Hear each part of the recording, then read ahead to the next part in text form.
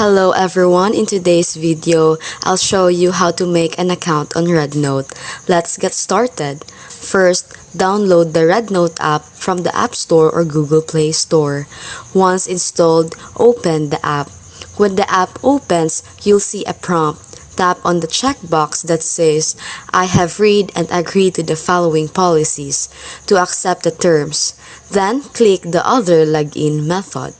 You'll now have the option to log in using your Facebook or Google account. Choose whatever method you prefer and click the agreement box below. Then, sign in with your preferred login method. Once you're signed in, you can proceed to the next step. You'll be asked to select your interest. Feel free to choose multiple options that match your preferences. Next, tap Allow to grant Rednote access to your contacts. You can also choose to follow your friends and make new ones on Rednote.